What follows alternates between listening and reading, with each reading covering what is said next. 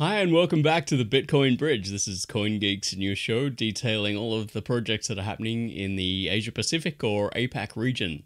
Now, this week we're going right into the middle of the Pacific to Australia and Tuvalu. We're going to speak to Brendan Lee. Brendan Lee is the founder and CEO of Elas Digital. We're going to talk to him about some of the projects he's done there. We're going to talk to him about Bitcoin education and getting the message right, as well as all the correct details.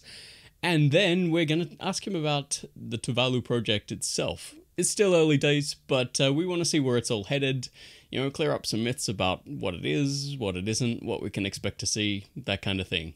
Anyway, here's Brendan. Brendan Lee, welcome to the Bitcoin Bridge. How are you today? I'm very well, thank you, John. Thank you for having me. Are you actually sitting on a tropical island now, or are you doing that Zoom thing? Well, we do call ourselves the island nation Yeah. in Australia. And part of it is in the tropics. So I'm going to go out and say yes, but probably not. No, I'm in my office, and this is just a nice background to remind me about where things are going. So this is a geographic location kind of show. So, are you? Where is your office located? Are you in that tropical part, or are you somewhere more urban? I live in subtropical Queensland. So I live in Brisbane, which is the capital of Queensland. So you have to go, what is it, about 900 kilometers north, and you hit the Tropic of Capricorn, which intersects with the coast at the city of Rockhampton, which we did live there when I was a kid, and one of my brothers is born there. But once you get north of Rockhampton, so up to Cairns, that's all very tropical. Somewhere I've got a picture of me age 10, like standing with 1 foot either side of that line. It was a big moment in my life. Oh, really? Yeah. Oh, nice. All right, so on with it. You're known most recently as the founder and CEO of Elas Digital, which is, if I understand it right, primarily a token platform on BSV. Is that correct?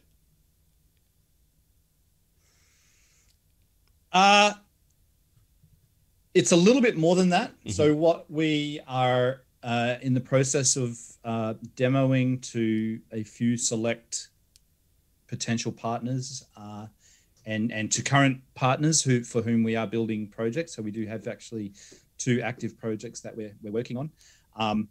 It is more about enabling them to carefully and with the correct authority and ability to structure metanet graphs within which they can place, whatever it is they want, their metanet stuff, including tokens. And so a huge part of it is issuing tokens. And we're very, very close to being able to show some very cool stuff around that. But before you can actually issue the tokens, you must have the on-chain data structure within those tokens live. So our whole technology is about issuing the tokens in such a way that anybody who receives one of those tokens can quickly and without any kind of nonsense or mucking about validate that the token is real, was created in the correct manner, has the correct signatures from the correct people on it, and is a legitimate token of the type that they were told they were going to receive. And you can't really do that without having quite a detailed on-chain structure and being able to manage those issuance events in a very controlled manner.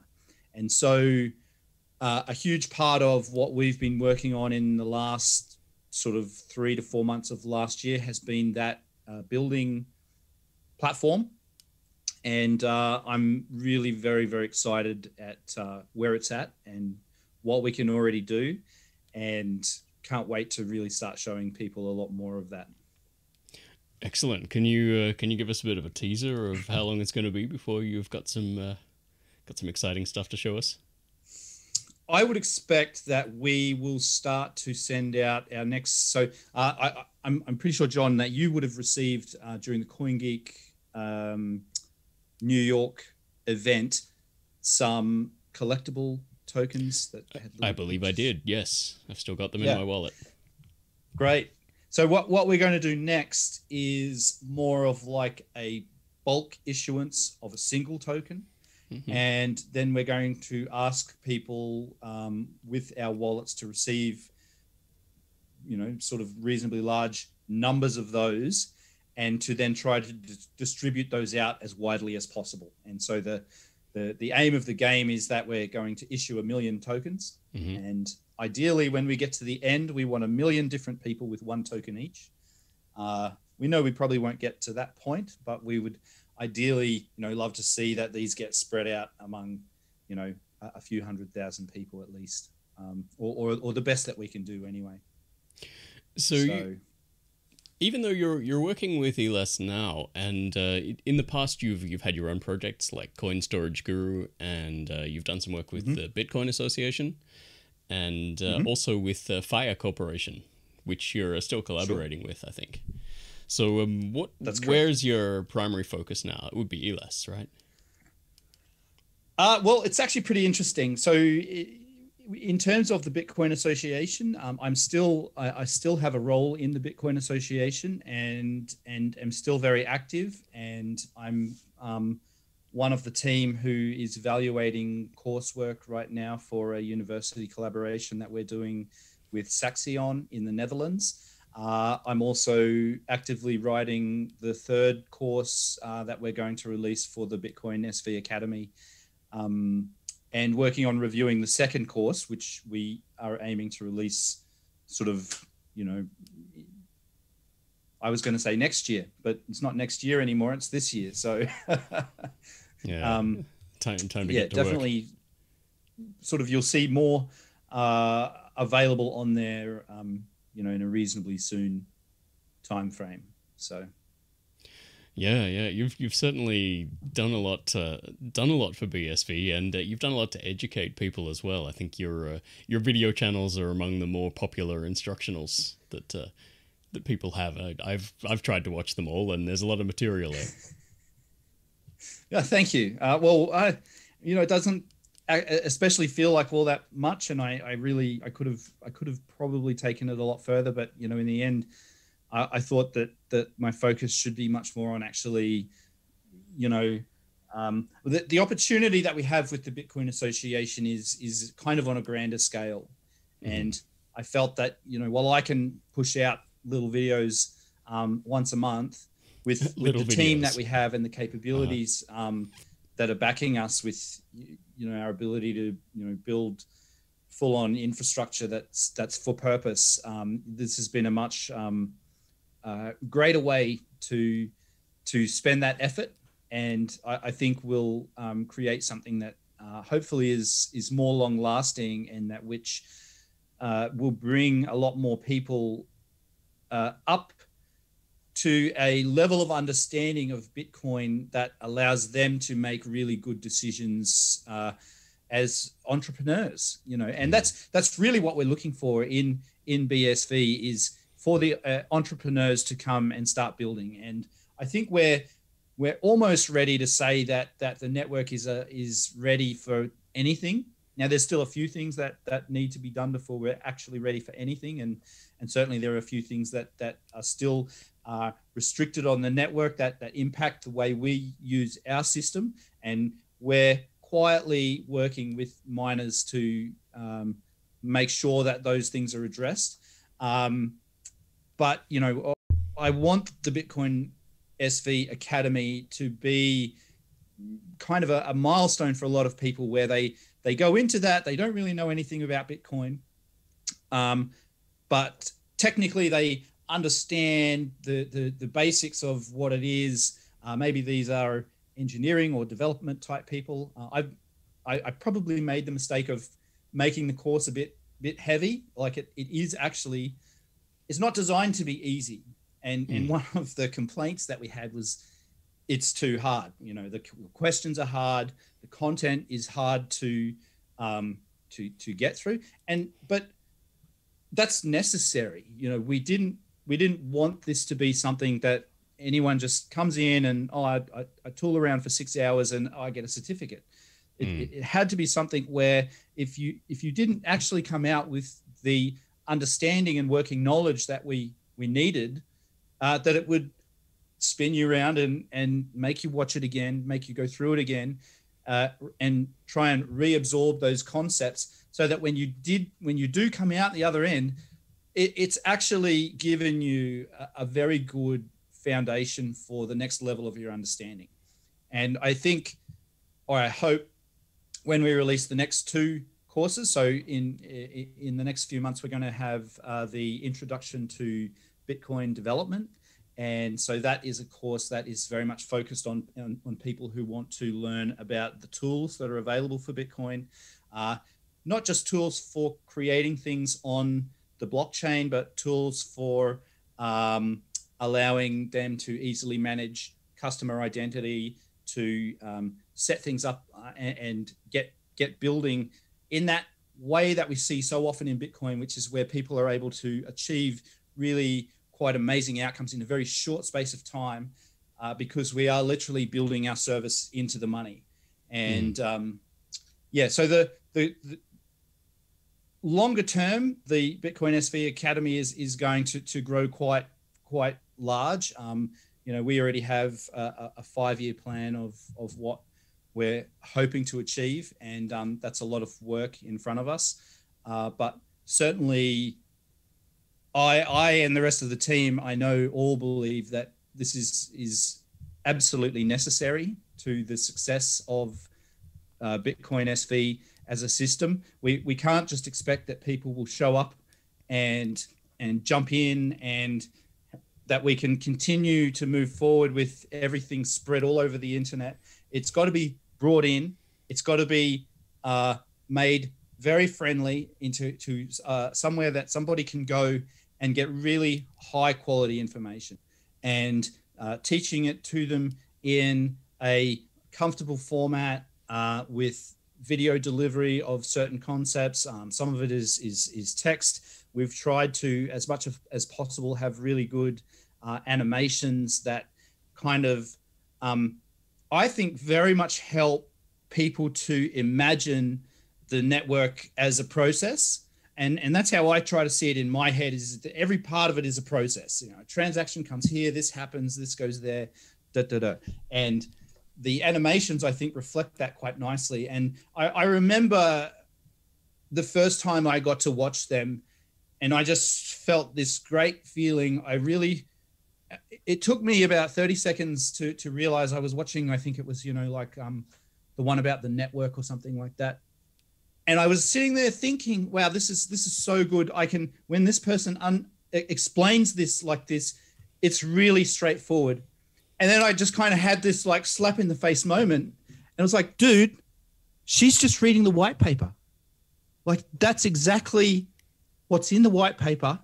And we've just put an animation on it. And when you watch it with the animation, it's just so easy. So I hope that a few other people have kind of had that bit of a moment where they went, wow, when you hear it and when you see it, it just becomes so much clearer.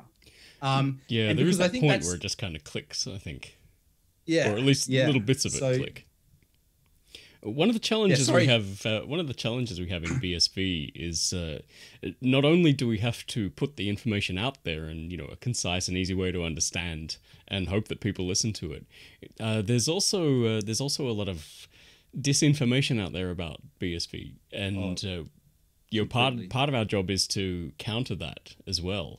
So is that part of your strategy? I mean, a lot of people focus just on putting the BSV information out there, which is probably not enough these days. To be honest, I try not to look too much at the rest of crypto as I really don't even see it as competition. I see it as competition for people's attention and for the narrative. But all of that is going to unravel very quickly. And so I don't actually. I mean, look, every now and then I'll get dragged into some like Yeah, throwing don't we poo all? on Twitter type thing. But it really, for me, that's just not worth focusing on. And there's so much more to be done where I'm actually working with the team, improving our product, reaching out, finding more customers, learning how where we can help. And I look out today and I see where we're at, and I just think, look, we have so much in front of us. We get to redefine how almost all exchange of information, of products and services, and of wealth across the world functions, and to build the platforms that people are going to use to work, to exchange, to socialize. And it's a little bit of a responsibility to, I think, approach that with calmness. And so being the angry guy out on Twitter and being like, no, you don't, it's BSV's this, and like, oh, I'm going to hit you with a stick. It doesn't work. And it's okay, I think, just to every now and then just to stand up and say, guys, this is, you're missing the thing here. And when they come back and attack you, you've just got to kind of put it away and go back to build. I think we're all well used to that by now. People who are already in the industry. I'm thinking more of the people who are newcomers. They come in, they're curious, they see all the information on BSV and they think it looks good, and then immediately they get pounced on by a whole bunch of other people who try to just repeat the same old tropes about Bitcoin, BSV, Craig Wright, all of that kind of thing. Yeah. So I think that's the challenge. It's how do you still bring them in and stop them being susceptible to that disinformation message? Well, it to me, it really depends what that person is doing. If that person is coming in and they're like, oh, I want to buy BSV, I want to invest it, and I want to then sit on that investment, and then it's up to you guys to build it into something that's worth more, so that my bag goes up. I don't really care about that guy. I've seen a lot of those people around this past week. Yeah. You're coming into this, you're taking on a financial risk, you're making an investment. I'm glad that you like what we're doing and that you think that one day this utility coin, which we use to pay for access to the ledger and whatever, that you can see that one day maybe that will be worth more than it currently is right now. But I'm not here for you. I'm here for the people who are using my products, and largely they don't care about Bitcoin, and they don't even want to know about Bitcoin. And so one of the key focuses of the way we're building our front end systems is to not necessarily make it invisible.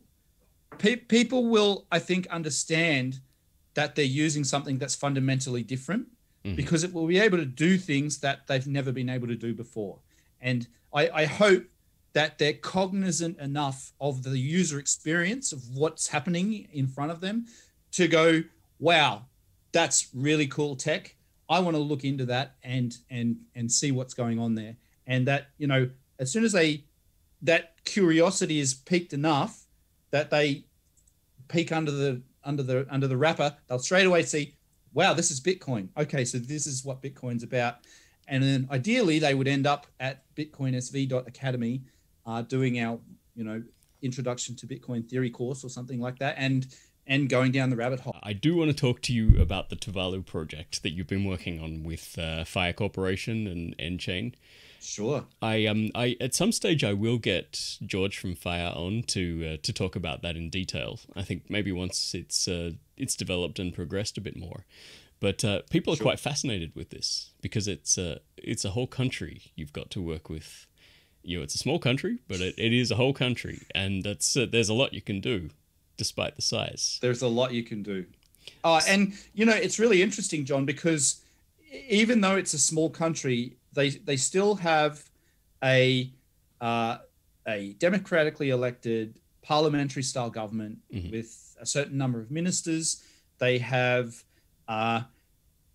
there is actually quite a degree of complexity to the governance of Tuvalu. They have there are 9 islands, or sorry, I should say 9 atolls in the archipelago. Some of the atolls are made up of multiple different islands, but the atolls are each kind of self-governed communities. They have, in some cases, their own rules and laws about things like land rights, and they obviously have, I guess, tribal, chiefs and things like that who would be the leadership that's in place. And a huge part of this project is to make sure that those people are comfortable with this idea, and that this is being done in a way that really respects the history behind how these things work, and their way of life. It's an extremely unique place. They're one of the most geographically vulnerable places in the world. And part of the project is to ensure that when or if the worst did come to the worst, and they had to quickly up sticks and transplant the country, that a huge focus of that effort is not grabbing all of the boxes of paper out of the archive that are housing all of the history and details of those people, and that they can just focus on keeping themselves safe and finding the best place to go. And that as soon as they land, because everything is on Bitcoin, it's accessible and useful to them. I hadn't actually thought of it that way, to be honest. Tuvalu is quite low-lying, is it? And what's one of the things that makes it vulnerable to rising sea levels? Well, that's right. I think it's the statistic that I read was that there's no part of the nation that's more than 5 meters above sea level. And I encourage you to go and watch. There's a couple of really great videos on YouTube.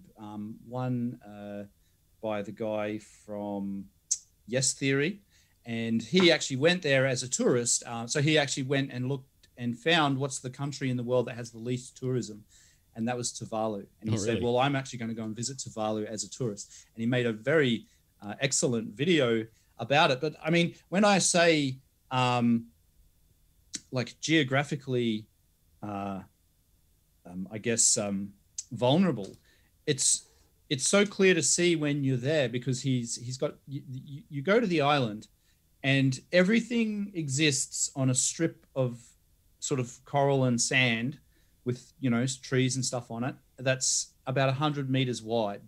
And that 100-meter wide strip is quite long. So everything's kind of drawn out across this big strip of land. But on that side, you've got sort of the open ocean, and on this side, you've got the atoll, sort of the waters inside the lagoon. And everything happens on that little strip of land. So, I really hope that as part of this project that we will actually get to go to visit Tuvalu. It strikes me as a really interesting and unique place with unique needs, yeah, and a very unique culture and people. So how easy and expensive is it to actually get there? I mean, what facilities exist, or flights or things like that under normal conditions? That is, under normal conditions, there's a flight from Fiji to Tuvalu, something like once every 2 or 3 days. In the interim period, the people of Tuvalu use the airport runway as a soccer pitch, which I thought was pretty great. Yeah. But currently there is, we have been looking, and it's actually, we believe that it's not going to be possible for us to, if we really put all of our effort and put a lot of money into it, yes, we probably could get there. But at this stage, we don't think it's necessary for the project to move forward, for us to be there. And so what we've decided to do is wait for a time when Tuvalu is more open to receiving visitors, because at the moment they are essentially keeping the island closed off to foreigners.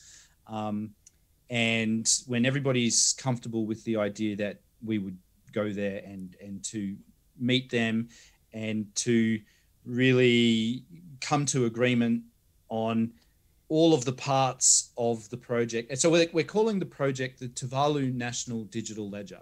Okay. And the idea is that using the MetaNet, the nation of Tuvalu will essentially be recorded on the blockchain. And we will do it in such a way that they are effectively in control of their own destiny, and they will be the architects of this project in the main, and we will be there to provide them with the tools and the instruction of how to go about that construction process. But it really will be up to them with our help to define the direction. And so it's really about understanding their priorities. So that, and we already have a very good idea of where they want to go first.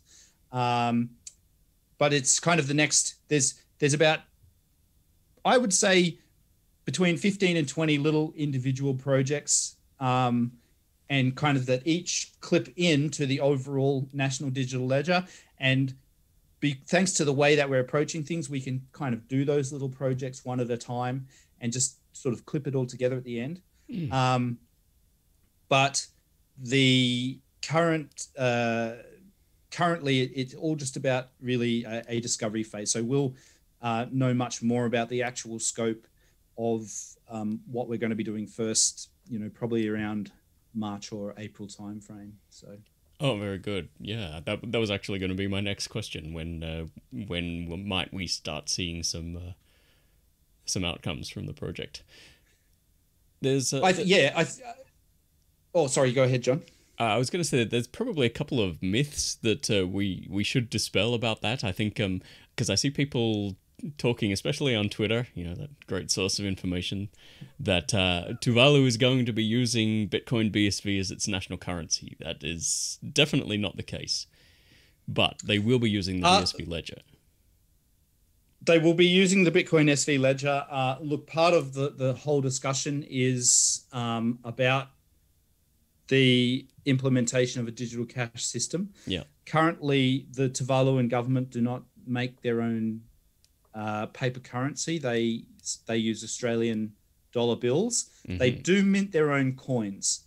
And so legally, there's actually a bit of work that has to be done. So, there's not really a bank that we can look at that is a representative of the government of Tuvalu. They don't have a central bank. They do have a commercial bank, mm-hmm. But that's not a government bank. So I am not actually sure. Not that I'm not sure, but I believe that prior to being able to do anything that would be like a Tuvaluan direct currency, there'd definitely be a requirement for some sort of update to their legislation or the formation of a government body whose role it was to manage that process. So, that's all part of the discussion. And I think it will be probably one of the main things that we spend the next few months discussing, exactly mm-hmm. how we're going to do that, not just from a technical perspective. I actually think the technical part of creating the money and distributing it out and making everyone accounts and everything, that's actually the easy part. The hard part is establishing the legal precedents, establishing the legal and on-chain framework, training the people on the ground in Tuvalu whose responsibility it will be to issue and manage this currency on behalf of the people of Tuvalu.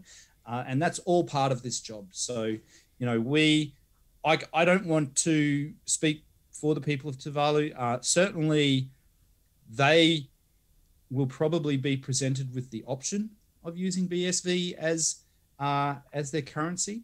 If they did want to go that way, it would certainly be very, very easy. And I guess we'll just have to wait and see. Look, I'm certainly not going to, try and influence their decision, other than if asked to provide, basically that opinion. So it might be the Australian central bank that has more objection to that than the local people of Tuvalu, I think. No comment. Maybe. Well, we'll see. But I mean, look, I don't want to say anything about this. I think it should be up to the people of Tuvalu. Yeah. So I'm very, very happy to work forward, work through this with them, and whatever they decide to do, certainly we will support them as best we can. So. Yeah, well, I definitely look forward to seeing what comes out of that project. I think I'm pretty optimistic about it. Like it may not be as grand as some people are expecting or want it to be, or it could be something much grander. You know, it could be a model for everyone else. It's really interesting, John. It's in the grand reality of things. It's actually quite a small project. It's probably like a pretty down and dirty project. A lot of the project is actually going to be, how do you get physical devices out to people who, you know, we don't really, I have no photographs or videos of any islands of Tuvalu other than Funafuti, which is the capital.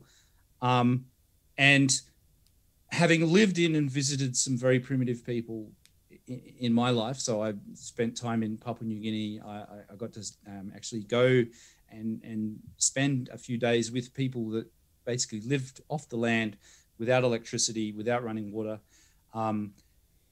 If it was the same, I guess, level of infrastructure in other areas of Tuvalu, it's going to make this project, that's probably going to be the most challenging aspect of this project, because you have to somehow get these people who, look, I would say there are probably very few of them by now who haven't, you know, used or seen a computer or a touchscreen device. Mm-hmm. But getting them to trust that it's going to be capable of managing finance, government, land rights, all of these things is, you know, instead of a piece of paper that you can physically hold, physically keep in a box, that's, you know, that'll be, I think, quite challenging. And we can't just shove it at them either. It's got to be done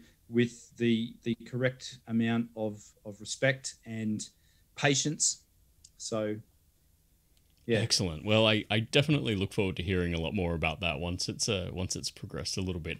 And I do want to invite you to come back on the show to talk about that, about Elas, about anything you want, really. So there's a lot to cover. I think we've got a limited time each week, but yeah, there's probably enough spaces to talk about every topic you want in detail. Sure. So anyway, thanks. I'd love to come back sometime. Yeah, so no worries. Nice. Well, thanks, Brendan, for coming on today, and we'll definitely see you again in the future. Thank you very much, John. I appreciate the opportunity. I'll talk to you soon.